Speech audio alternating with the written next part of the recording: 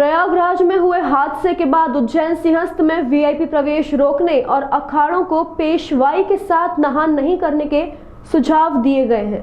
सिंहस्थ 2028 में किसी भी दुर्घटना या हादसे को रोकने के लिए मध्य प्रदेश के मुख्यमंत्री मोहन यादव को अखिल भारतीय पुजारी महासंघ के राष्ट्रीय अध्यक्ष महेश पुजारी ने एक सुझाव पत्र भेजा है।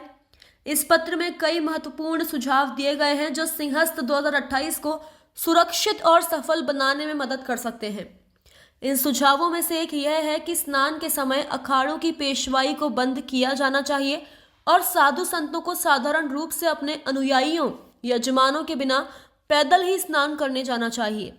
इसके अलावा 13 अखाड़ों के लिए अलग अलग स्थानों में स्नान की व्यवस्था की जानी चाहिए, जैसे कि शैव दल को नृसिंह घाट से लेकर त्रिवेणी तक और रामा दल को मंगलनाथ क्षेत्र में बांट दिया जाना चाहिए। एक अन्य महत्वपूर्ण सुझाव यह है कि रामघाट पर सर्वप्रथम केवल सनातन धर्म के सर्वोच्च चारों शंकराचार्यों को ही स्नान की अनुमति दी जानी चाहिए, अन्य अखाड़ों को नहीं। इसके अलावा सभी वीआईपी वीवीआईपी को मेला क्षेत्र में प्रतिबंधित किया जाना चाहिए, जिससे आम श्रद्धालु अपनी भावना और आस्था के साथ सुरक्षित रूप से क्षिप्रा में पुण्य स्नान का लाभ ले सकें।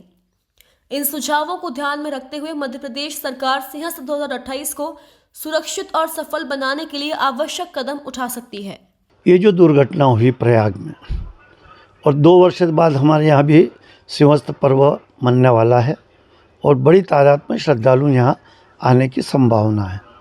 हमको इस घटना से शिक्षा लेते हुए कुछ सुधार करने के लिए और कुछ सुझाव हमने मुख्यमंत्री जी को भेजे हैं।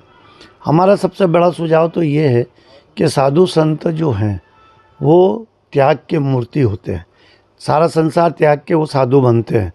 तो फिर शाही सवारियाँ निकाल कर और उसमें वैभव दिखाकर और हजारों की तादाद में भीड़ को साथ लेकर स्नान को जाना और आम दर्शनार्थी को, आम भक्तों को इतने समय तक जब तक उनका स्नान पूरा ना हो तब तक उनको रोके रखना, यही कारण घटना के लिए आमंत्रित करते हैं। तो हमने सुझाव के लिए 4 सुझाव भेजे हैं।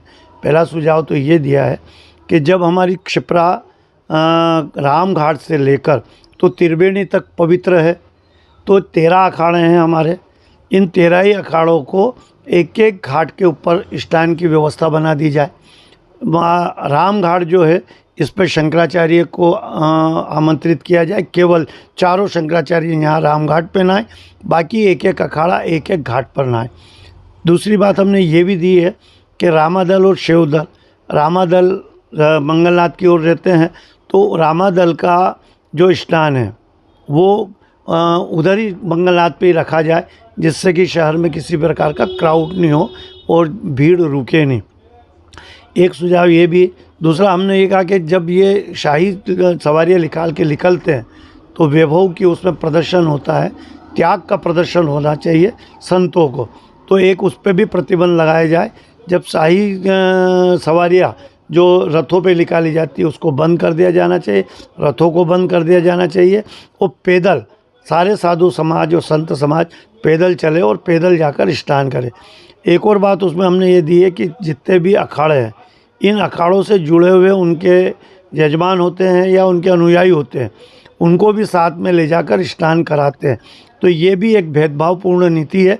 प्रशासन को इसके ऊपर भी ध्यान देना चाहिए और अखाड़े में केवल साधु संत ही स्नान करे, कोई भी भक्त उनके साथ में या कोई भी उनका यजमान उनके साथ में स्नान नहीं करे, उस पर प्रतिबंध हो।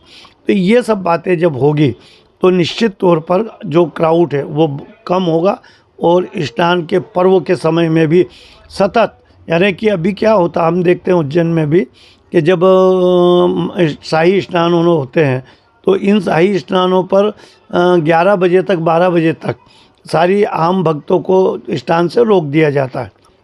तो निश्चित तौर पर रामघाट पर भक्त आने की इच्छा रखेगा, क्योंकि प्रचार ही होता है रामघाट का, और वहाँ भी प्रयाग में भी यही प्रचार था संगम का, तो लोग वहाँ जाने की इच्छा से ही ये घटना आमंत्रित हुई। इसलिए अब इसमें यह परिवर्तन करने की आवश्यकता है कि क्षिप्रा नदी के जितने भी घाट हैं उन पे एक एक घाट पे एक एक अखाड़ा का स्नान का गवर्नमेंट व्यवस्था करे और वहाँ स्नान कराएंगे तो श्रद्धालु भी स्नान सहज भाव में करके वहाँ के वहीं से अपने स्थान को चले जाएंगे, जिससे क्राउड नहीं होगा। हमने एक बात और इसमें कही है कि सरकार ने वहाँ 25-25 लाख जो दुर्घटना हुई है और जो मृत हुए हैं उनको देने की जो घोषणा की है। अखाड़ा परिषद भी सरकार से काफ़ी पैसा लेते हैं, तो साधु संतों को भी 10-10 लाख रुपया उन लोगों को देना चाहिए। सारे अखाड़े मिलकर जितने भी मृत हैं और जितने भी घायल हैं उनको ये राशि वो भी उपलब्ध कराएं, क्योंकि उन्हीं को देखने के लिए तो श्रद्धालु आ रहे हैं, उन्हीं को तो उनका मान सम्मान बढ़ाने के लिए श्रद्धालु आ रहे हैं। और यदि उनकी कोई घटना हुई है इसके कारण तो उन्हें भी उनकी सहायता करनी चाहिए।